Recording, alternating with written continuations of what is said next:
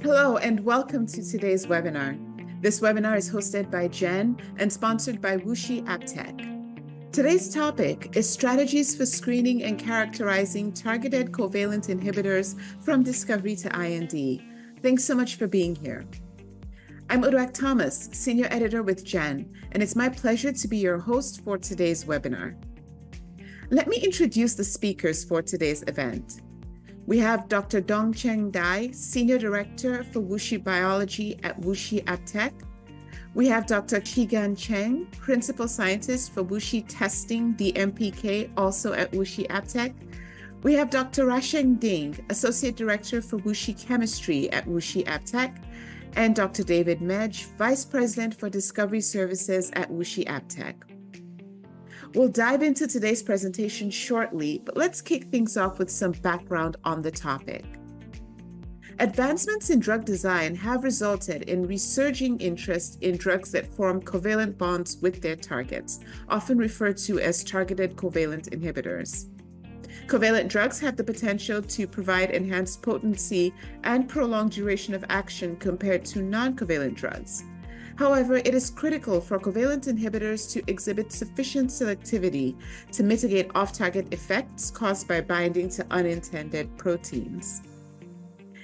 In this webinar, our speakers will introduce innovative approaches to screen for covalent binders, including the use of covalent DNA-encoded libraries, high-throughput screening library collections, and covalent fragment libraries for fragment-based hit generation.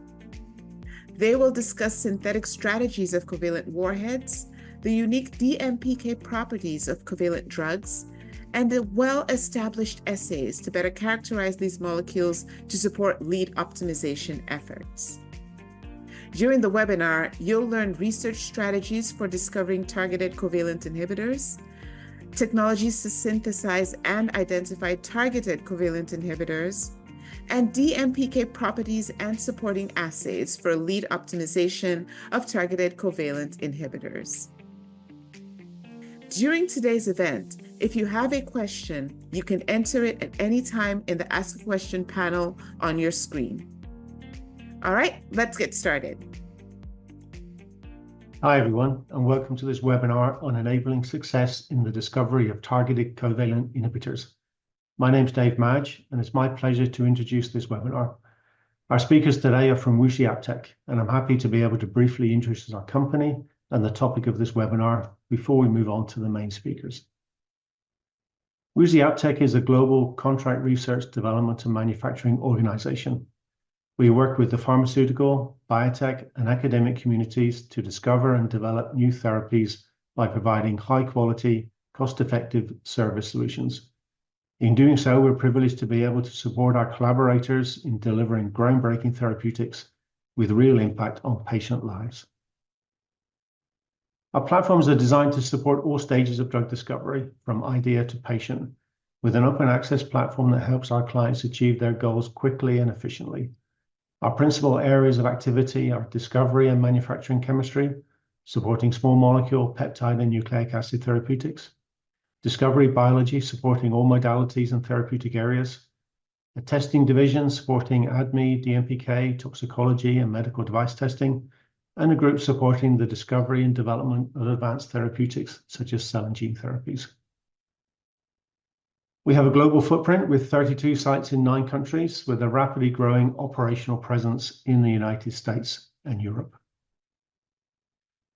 By way of introduction to today's webinar, I'm pleased to say we'll be covering screening strategies for covalent ligands. We'll discuss new approaches for the synthesis and optimization of covalent ligands, and we'll discuss challenges and solutions involved in the characterization of their DMPK properties.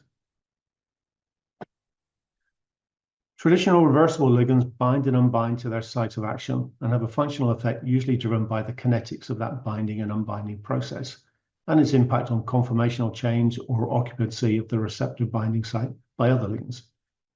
Covalent drugs, on the other hand, undergo the same initial binding event, but have the opportunity to form a longer lasting, usually covalent interaction that extends their binding site occupancy, often irreversibly. This longer duration of occupancy often translates to a prolonged pharmacological effect enabling lower dosing or less frequent dosing to achieve the same therapeutic benefit. But there may be drawbacks to this strategy. For example, we need to make sure that the reactive functional groups that enable this covalent interaction are selective, and we need to ensure this prolonged binding site occupancy is tolerated. There are also challenges associated with the development of robust PK-PD relationships. Even so, this approach has been employed to very beneficial effects, and a number of paradigms for the discovery of covalent ligands are emerging. These can be broadly classified as approaches that begin with a known ligand and seek to modify that ligand by adding reactive functional groups, often with the aid of some structure binding information. But we also see approaches that seek to find covalent ligands for the protein of interest, which are then elaborated to achieve selectivity of action. Of course, we now know that some of the drugs we've been using for quite some time, like aspirin, penicillin, and fluorouracil, have covalent actions. And these and many more recently discovered molecules have made a significant contribution to human health, as illustrated in this timeline from a recent review.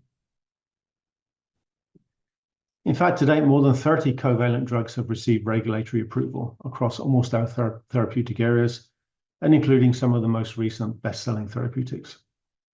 Many different covalent reactive functional groups are represented in these drugs, as illustrated in the graphic on the right-hand side of this slide, especially in the areas of oncology and infectious disease.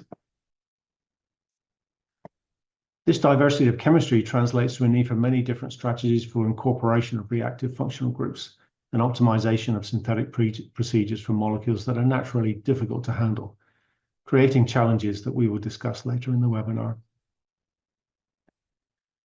So finally, I'd like to briefly introduce my colleagues supporting this webinar. David Dyer from our biology team will discuss research strategies for covalent molecules. Ransheng Ding from our chemistry team will discuss synthesis strategies, and Qigan Cheng from our DMPK team will discuss testing and optimization of DMPK properties.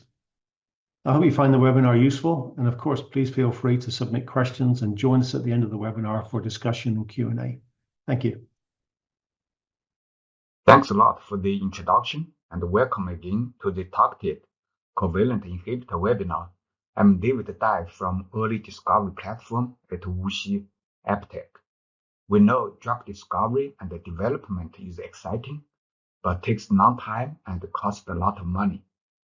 How we can accelerate the process to make the drug available to patients is extremely urgent. There are different modalities such as small molecule, antibody, RNA, etc. There are known covalent drugs and also covalent drugs. Now, the question is how we can identify hits for covalent drugs.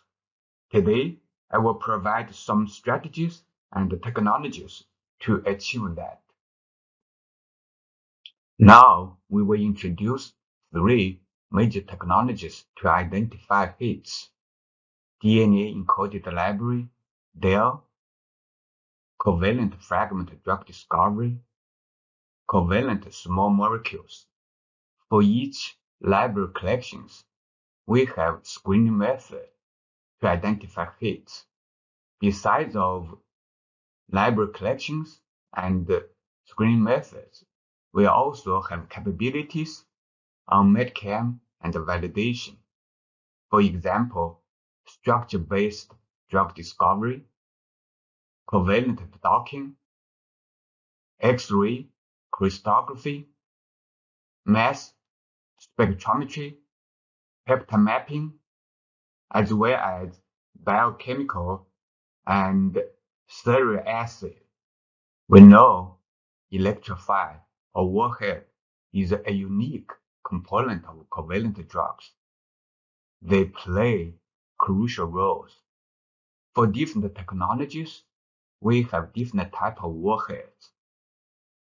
Also, we have warheads to target different amino acid residues. For example, cysteines, lysines, tyrosine, serine. On the right are some examples of different warheads. This one is activated alkene. When we select warheads, we have to consider reactivities and also selectivities. Normally, with high reactivity, it comes low selectivities. When we assemble the warheads, we need to consider structure diversity, and also we want to have the warhead to target multiple nucleophilic amino acids. We also need to consider the reactivity and the stability. Very important. We want to have a wide range of reactivities for warheads to identify covalent hits. For 3 major technologies, we build a platform for each of them. They have their own features. Here is the overview of these 3 platforms. They are FBDD, Covalent HTS. They have the unique features. For example, for DEL, we have ultra-large number of compounds. We also have capabilities to support downstream activities. Now, I will provide more details for each platform. The first part is covalent DEL. DEL selection is an affinity-based screening method. It utilizes millions to billions of compounds. It's worth mentioning the selection method for irreversible and reversible is different. For irreversible selections, you can only do 1 round of selection. For reversible covalent selections, you can do multiple rounds of selections. After selections, certainly you will do decoding and data analysis, and then you resynthesize the compounds to confirm the hit. The advantage for their selection is minimum assay development and also fast turnover and low reagent consumption. The other advantage is multiple channels in parallel in one campaign. I will show you later in more details in the showcase. And also, when you have hit, normally it will provide rich SAR information. We provide 2 collaboration models. One we call DEL-link Pro, the other one we call DEL-link Lite. For DEL-link Pro, we have 1.6 billion compounds. It's exclusive and customizable. It's also one-stop solution. We include irreversible DEL collection and reversible DEL collection in the DEL-link Pro. In irreversible, we have 184 warheads in 14 libraries. And for reversible, we include 39 warheads in 11 libraries. For DEL-link Lite, we include 14 million compounds in 8 libraries. They have 7 warheads. The advantage for DEL-link Lite is unprecedented data release to clients. When we design the libraries, we use drug likeless to guide us. Now, I want to share a showcase. So we use DEL-link Pro to identify hits for 3CL Pro. Here is the condition. You can see the target is 3CL Pro, and we use 1 round selection. You can read the details in the paper. It has been published. Here I just want to emphasize the optimization of the selection conditions. You can see we use different incubation time, 2 hours, 24 hours, and also we have different selection conditions. For this one, condition 1, it's protein only, and for condition 2, it's protein plus competitors. So in this way, we know the hits will come from the same pocket or different pocket. Also, we use different elution method. Overall, in different conditions, we identify hits and also confirm the hits by the validation methods.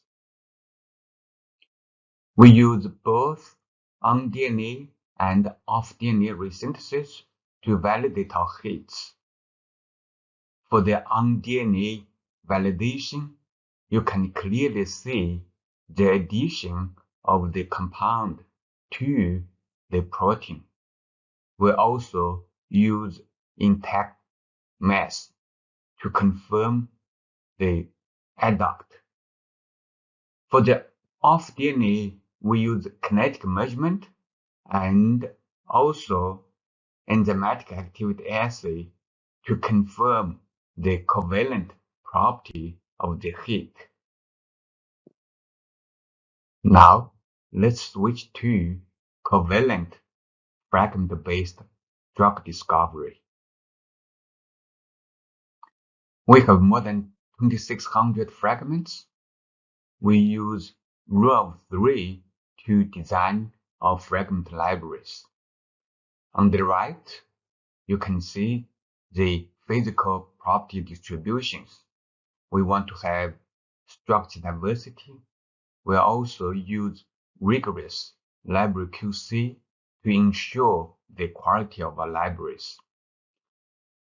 After fragment screening, we do hit confirmation. For FBDD, we use MedChem, CADD, biofilms to conduct fragment evolution. In a lot of selections, we can get 2 to 3 advanced hit series. Here is a case study I want to share. Covalent fragment screening by rapid fire intact mass. The target is BTK. We know BTK already has several drugs approved. We want to use the target as a POC target. So we use high throughput MS system. In this system, we can measure each sample in about 20 seconds, and we can finish screening of the whole library in less than 24 hours. We further classify the compounds into different categories: binders, partial binders, weak binders, non-binders, and also some of them without data. With the preliminary hits in hand, we use orthogonal biophysical methods and also biochemical methods to confirm and validate the hits. Here are some assays we use to confirm our hits. We also use X-ray crystallography to get complex structure. With MedChem and CADD, we further design more compounds. From this process, we can improve the potency of the initial hits. Now, let's discuss the last technology, HTS, high throughput screening. We have more than 14,000 covalent compounds in our collection.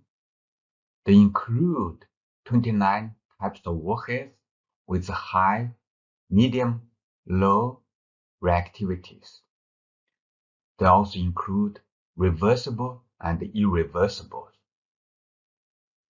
They target 9 types of amino acid residues. Here is the physical-chemical property distribution. We use drug likeness score to guide our design. The selection process is similar to a normal HTS screening. By the end, we will provide full data report with structures to clients. To recap, we established 3 technology platforms: DEL, FBDD, and HTS for covalent hit identification. We show the application through the successful identification of covalent hits. Our integrated technologies facilitate expeditious confirmation and validation of the hits. We plan to further upgrade each platform. Next, Dr. Ding from chemistry will tell us more about TCI from chemistry perspective. Thank you for your time. I will be more than happy to answer questions you may have after my colleagues complete all the presentations. Hello everyone, this is Ranshen. I am from the Research Chemistry Services of Wuxi Chemistry. My topic will cover the innovative design and synthesis strategies in the discovery of targeted covalent inhibitors enabled by the Covalent Chemistry Discovery Platform at RCS. As we've been aware of the area of covalent drugs through the previous talk, compared to non-covalent drugs, covalent counterparts had shown prominent potential to provide enhanced potency and selectivity, prolonged duration of action, as well as capability to target those undruggable targets. In the past decade, as more advances being made in the structural bioinformatics and medicinal chemistry, the systematic drug discovery strategies based on covalent inhibition has continued to mature. Many targeted covalent inhibitors have entered and developed rapidly in the oncology therapeutic area. As of December 2023, 12 TCI had received marketing approvals from the US FDA, targeting 6 different classes of proteins, including proteasome, BTK, EGFR, exportin 1, FGFR, KRAS with a glycine to cysteine mutation at position 12. From the structural perspective, it is evident that most of these inhibitors contain the unsaturated covalent warhead. The discovery strategies of targeted covalent inhibitors are somewhat similar to the conventional non-covalent small molecules, but also has unique features, especially in the design of covalent drugs. In the following part, I will specify the typical designing strategies from the chemistry's perspective. This first one being the ligand-first strategy, similar as the design of traditional small molecule inhibitors, here using the example of EGFR TCI. This is one of the challenging oncology targets known to have multiple mutants. The non-covalent inhibitor gefitinib and erlotinib were firstly marketed as the first-generation EGFR inhibitor. However, the drug-resistant effect is quite prominent on this generation due to the ineffectiveness to the EGFR mutants. Medicinal chemists modified this generation of non-covalent inhibitor by introducing the acrylamide beside the quinazoline core. This modification led the inhibition of not only the T790M mutants, but also the wild-type EGFR. So this second generation EGFR TCI still has higher toxicity side effects. Further modification had been done on the ligand core by replacing the quinazoline with disubstituted pyrimidine. More of EGFR mutants can be inhibited in these analogs, and the wild type could remain unaffected.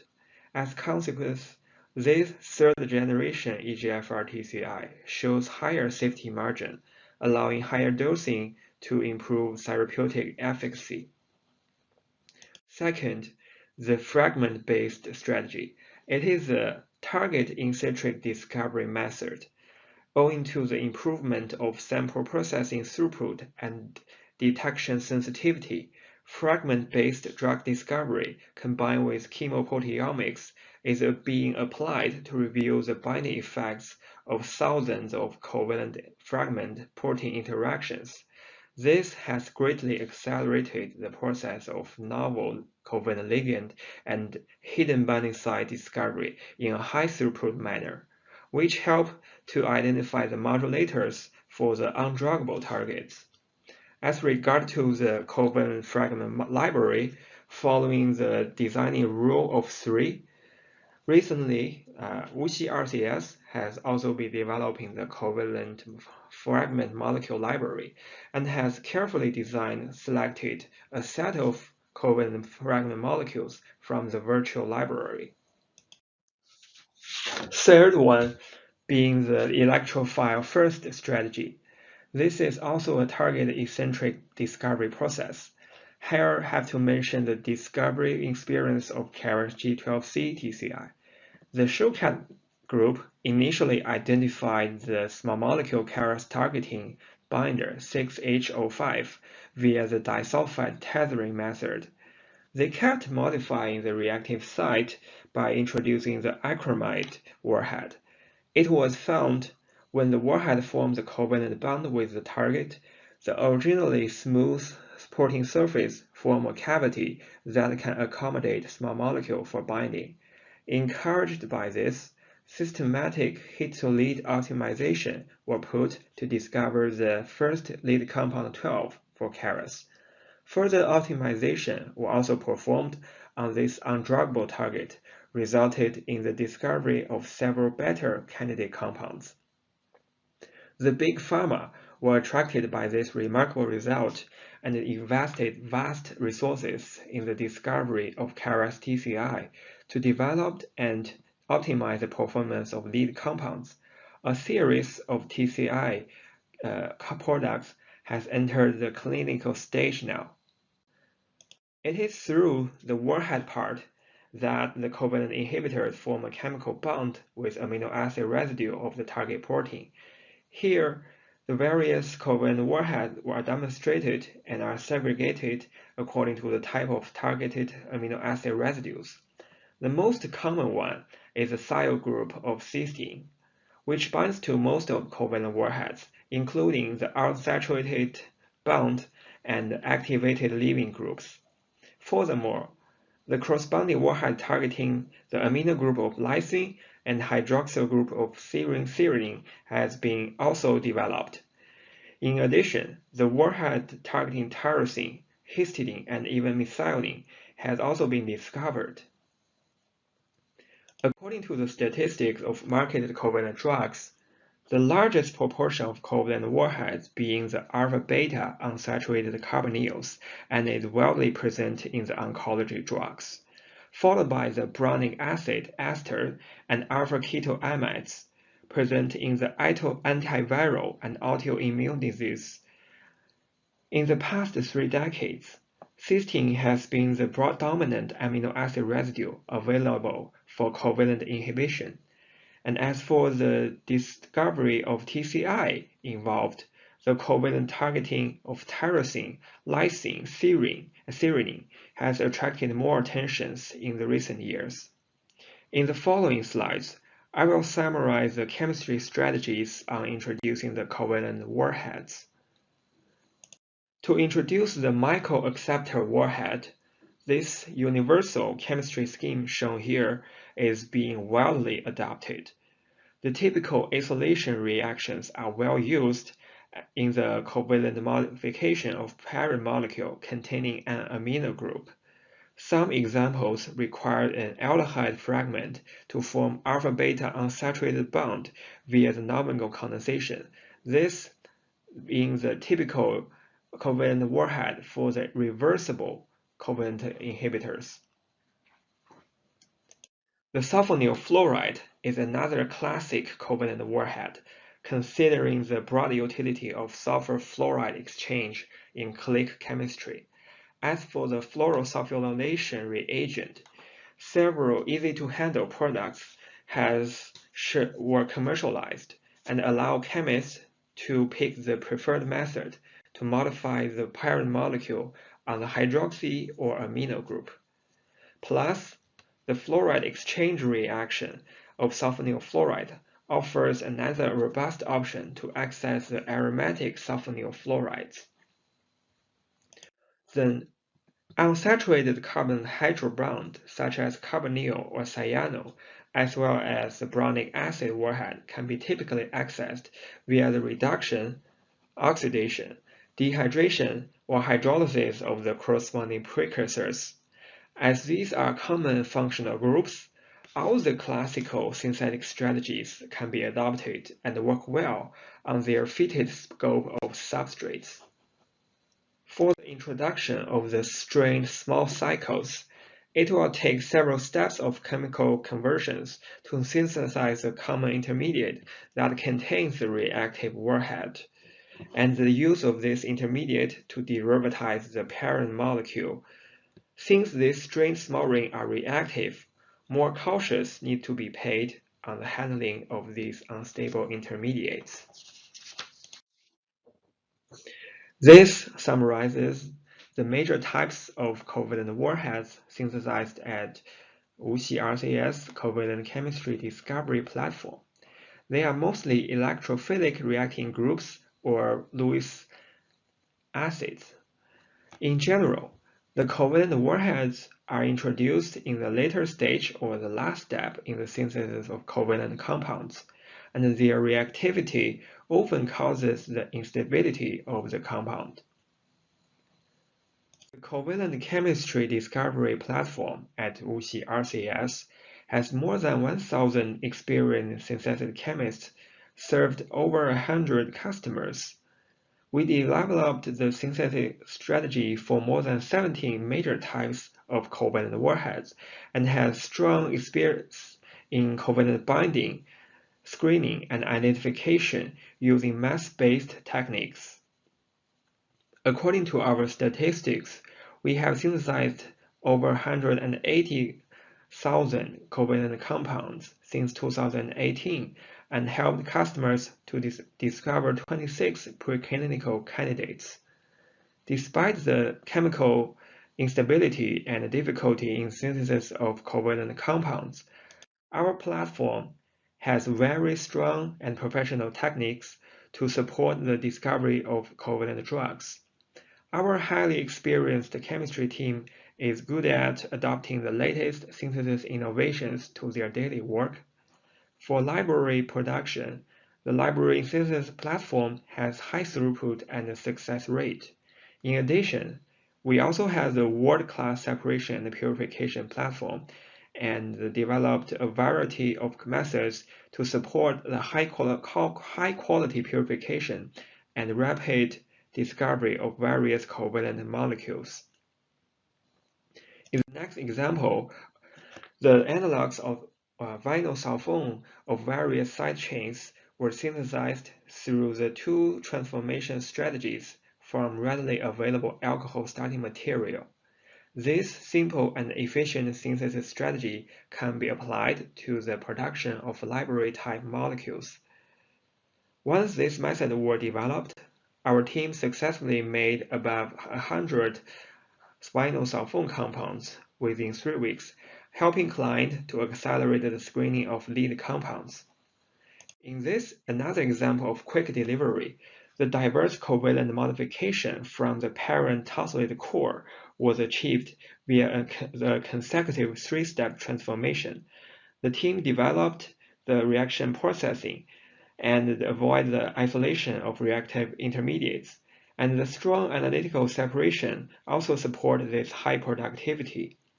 About 900 steps were completed in 3 weeks to deliver 300 covalent compounds, attaching 6 types of covalent warheads with overall 89% success rate. Lastly, I will show this one case showing the rapid discovery of a TCI PCC for the client.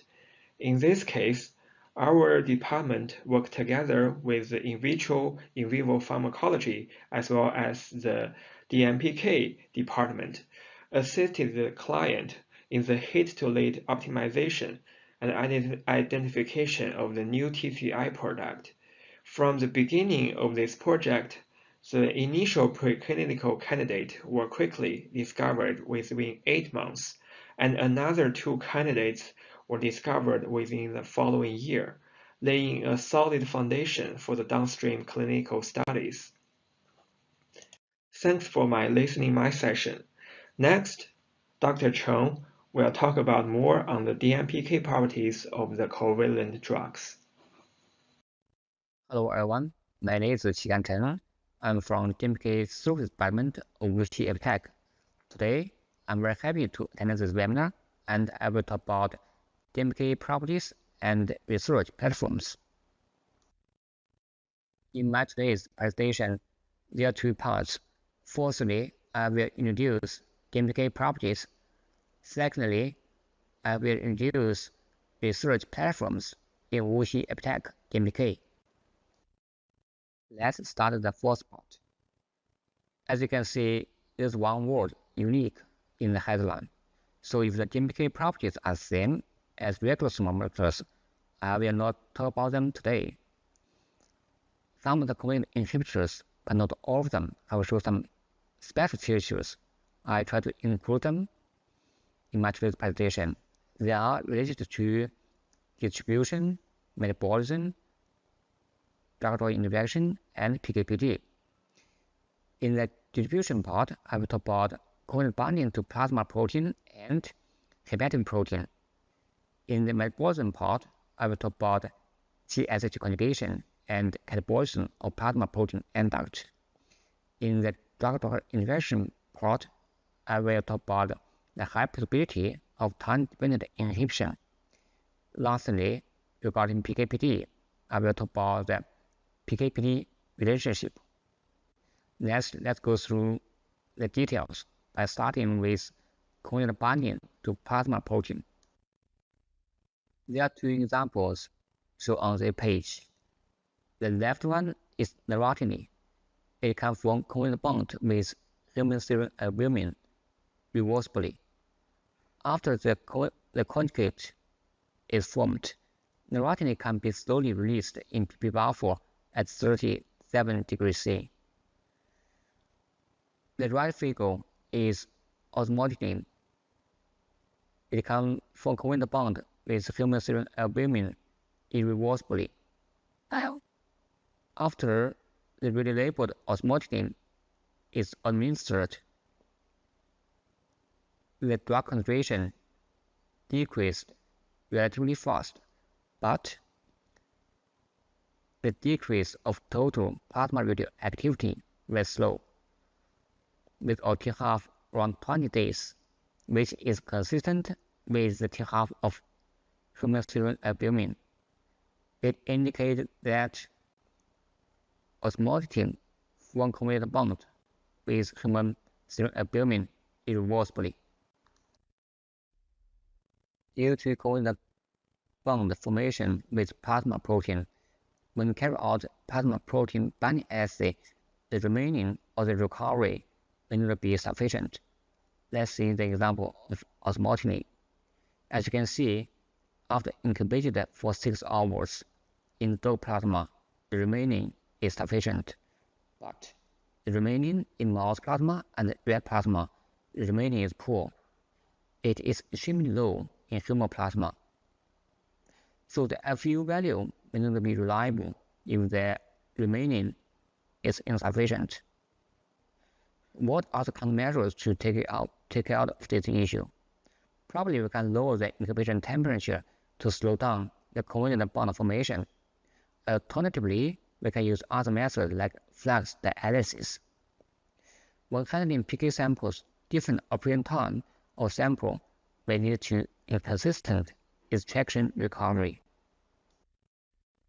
It may not only for covalent bond with plasma protein, also it can be possible for covalent bond with hepatic proteins. This meets safety concern of the scientist. So normally it is regarded to be safe if the formation of hepatic protein conjugate is less than 50 pmol equivalent of drug per 1 milligram protein, both in vitro and in vivo. But for the case of osmotically, in vitro experiment shows that the formation of hepatic protein conjugate is much larger than the cutoff value 50. But till now, there is no any toxicity is found related to the formation of hepatic protein conjugate. The chemists still have very serious concern on the formation of hepatic protein conjugate. So another direction to design covalent inhibitors is to design reversible ones. Let's talk about metabolism. GSH conjugation is a very typical reaction for covalent inhibitors with acrylamide warhead. GSH is very abundant in cells, and this enzyme is broadly exists in tissues.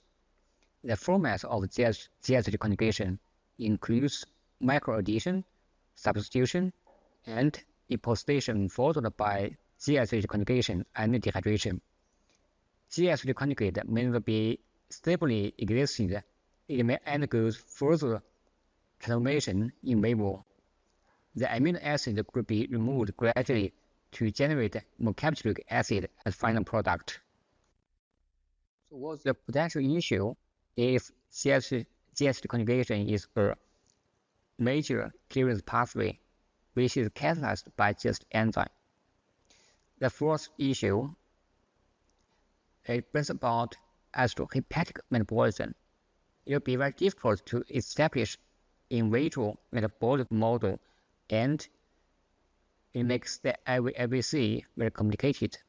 The second issue is GSH phenotyping, because certain GSH enzymes exhibit genetic polymorphism in the human population. How to reduce GSH conjugation in drug design?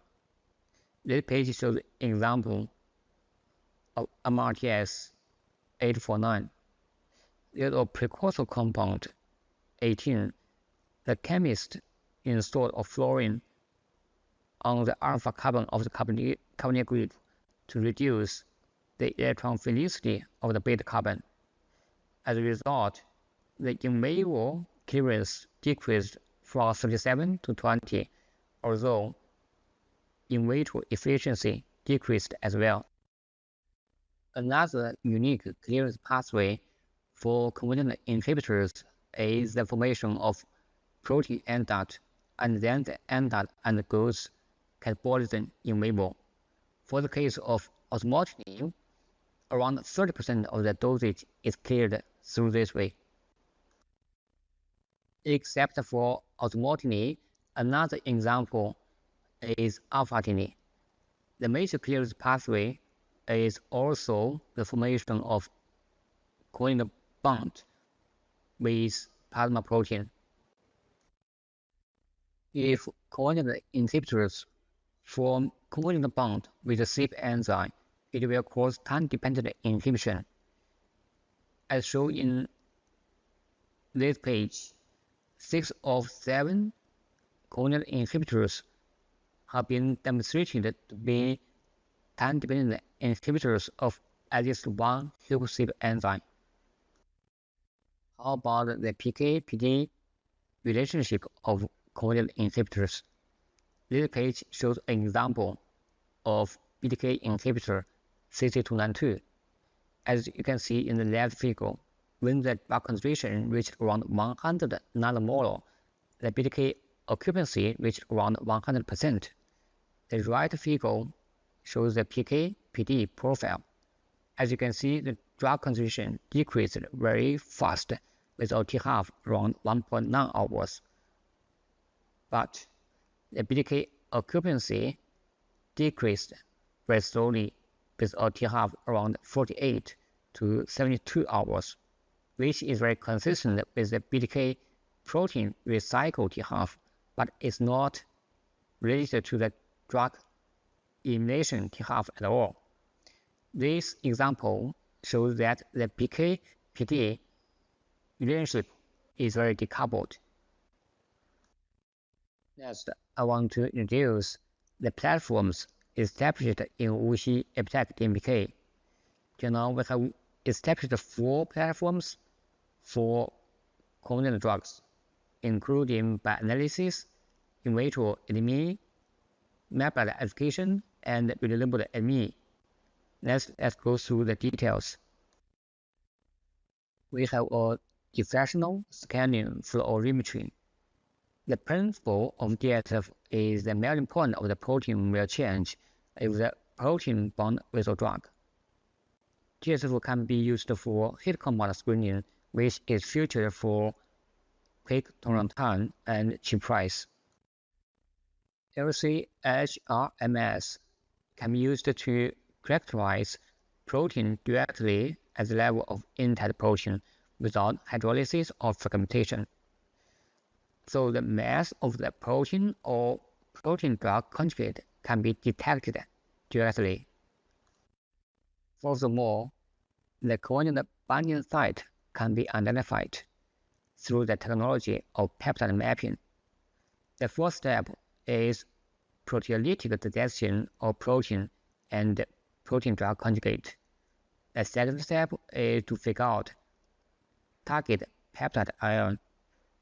Based on the MZ shift of MS2 spectrum, the covalent binding site can be identified. This method requires protein sequence information, but the throughput is low. Next, I want to introduce our in vitro ADME platforms. We have established many in vitro assays specifically for covalent inhibitors, including customized PBB, HSA binding, AGP binding, GSH reaction, cysteine reaction, cytosol stability for different purposes, recombinant GSD stability, recombinant GSD phenotyping. The right part is an example of FU value measurement of 4 covalent drugs. We compared the values measured by WuXi DMPK and the literature reported ones, and they are matched very well. Next, I want to introduce our map-led identification platform. We have established 3 in vitro incubation systems specifically for covalent drugs. The first one is vivo microsome system by anion GSH and without anion GSH. The purpose is to investigate the oxidative metabolism and GSH conjugation.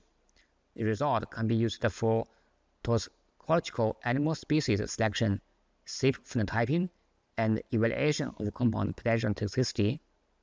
The second incubation system is recombinant GST or cytosol incubation system to investigate the GST enzyme or non-enzyme catalyzed GSH conjugation. The result can be used for GST phenotyping and metabolism in recombinant GST and cytosol. The third system is to incubate with targeted protein or blood, plasma, or liver protein to investigate the covalent binding to target and non-targeted proteins. For targeted protein, they can be used to study the mechanism of action. To blood, plasma, they can be used to investigate the stability in blood and plasma. For liver protein, it can be used to assess the hepatotoxicity. This page is an example of detection of albumin covalent end dot. The right part is plasma system, and the right part is human serum albumin system.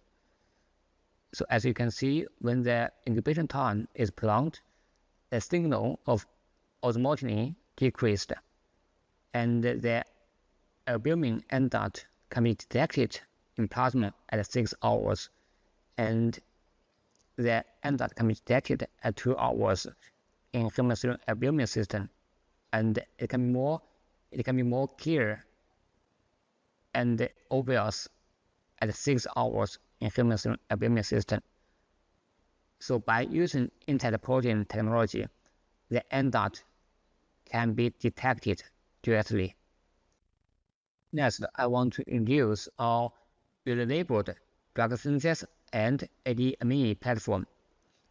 For covalent inhibitors, relabeled ADME studies are very essential to characterize the ADME properties. We have more than 10 years of synthesis experience of relabeled compounds and have finished more than 500 compounds, including many covalent inhibitors. We can carry out in vitro ADME, in vivo PK, tissue distribution, QWA, and excretion study. The left figure is an example of QWA. The darker of the color, more drugs distributed in the tissue. As a summary, in today's presentation, I firstly introduce the unique DMK properties of covalent inhibitors, covering distribution, metabolism, drug-drug interaction, and PKPD. In the second part, I introduce the research platforms established in WuXi DMK, including bioanalysis, in vitro ADME, MAPLAT application, and relabeled ADME. Hopefully, these platforms can facilitate the discovery and development of covalent inhibitors. Thank you for your attention.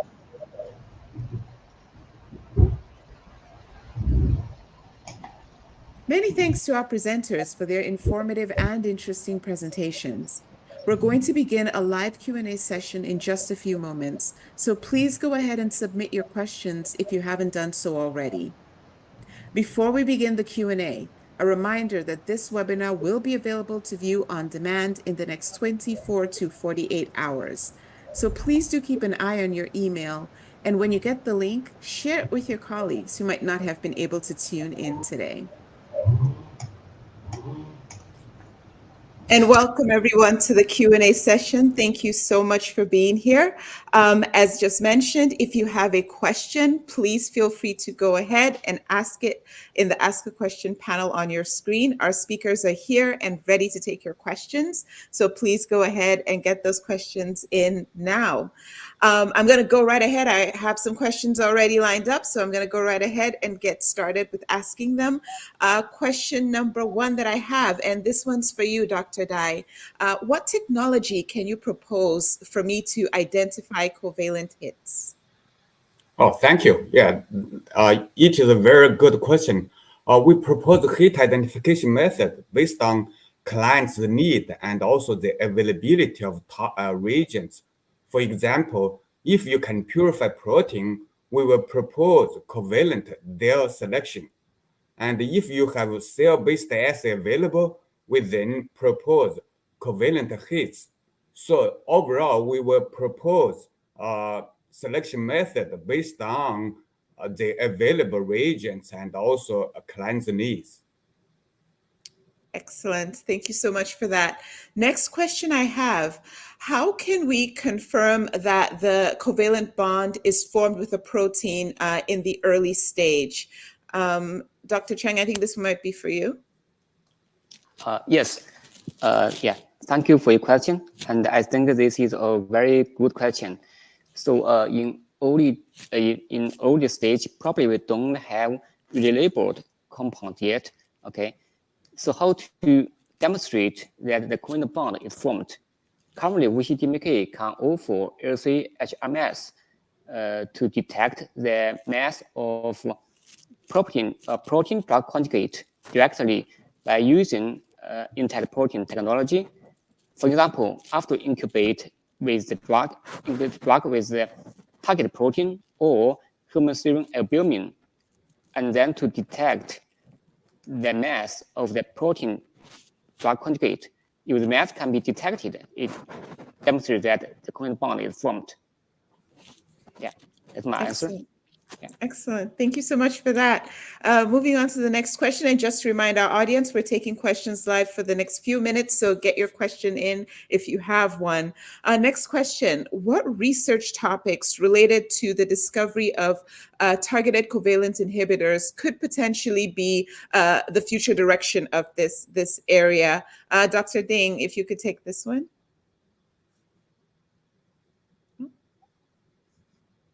Oh, well, maybe we'll come back to that one in order to keep things moving. I'll go on to the next question. Dr. Dai, I'm actually going to come back to you. So peptide drugs are currently... Oh. For bringing up this question.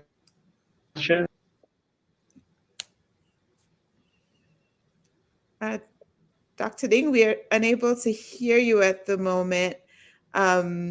Perhaps we can circle back in just a few moments to your question, so that we can get in as many questions as we can. So Dr. Dai, coming back to you, this is a question related to peptide drugs. They're currently a very exciting modality in the drug R&D space. Do you have any covalent peptide collections? Well, that's a great question. First of all, I do agree peptide drug is hot currently, driven by GLP-1 drugs. We have their collection to identify peptide hits. Currently, we are developing covalent peptide their collections. The product will come online very soon. Excellent, excellent. And we have time for another question. So Dr. Cheng, I'm actually going to come to you for this one. In vitro experiments show osimertinib forms a hepatic protein conjugate in large amounts. Do you know why there's no toxicity observed in vivo? Yeah, I think in vitro experiment cannot really reflect the actual situation in vivo. For in vivo, before osmolality reached hepatic proteins, it needs to cross many barriers, including the covalent bond formation with serum albumin, non-covalent binding with plasma proteins, and reacting with the GSH. Okay, as you know, plasma proteins and the GSH are very abundant in vivo. So most of osmolality actually was consumed or blocked by these barriers, and only very small amount reached to hepatic proteins. This is my understanding. Excellent, excellent. Thank you so much. And Dr. Cheng, I'm actually going to stay with you for one more question. If you could share just some information about how to tune GSH reactivity. Yeah, GSH reactivity is very important for covalent inhibitors with acrylamide warhead. Okay, this is it is how sorry, how to say, without GSH reactivity, the covalent bond cannot be formed. Okay, but if GSH reactivity is too strong, most of the drug may be consumed before it reaches to target proteins. Okay, so it's kind of like a dilemma. Okay, currently WuXi can offer two assays to tune GSH reactivity. The first one is the reactivity, GSH reactivity in buffer. Okay, the second assay is GSH reactivity in cytosol by ending GSH as covalent as a cofactor. So based on these two assays, the GSH reactivity can be tuned. Okay. Yeah, thank you. Excellent, excellent. Thank you all so much. Unfortunately, I do have to bring the webinar to a close as we are at the hour. Thank you all so much for being here. And to our audience, before we go, as said earlier, this webinar is going to be available to view on demand within the next 24 to 48 hours. So please do keep an eye on your email. You can come back and rewatch the entire webinar from beginning to end, including this Q&A session. And we also encourage you to share the link with your colleagues who might not have been able to tune in today, but who would definitely benefit from all the presentations and strategies that have been shared here today. So once again, many thanks to all of our speakers for being here. I appreciate you. I'd also like to thank Wuxi AppTech for sponsoring this event. Thank you so much. And last but not least, thank you to the Gen Multimedia Group for hosting. So thank you, David Mosley, Reynolds Gutierrez, and Natalie Torn. They make my job possible, so I'm grateful to them. But most of all, thank you to our audience for being here. For everyone at Gen, thank you and goodbye for now.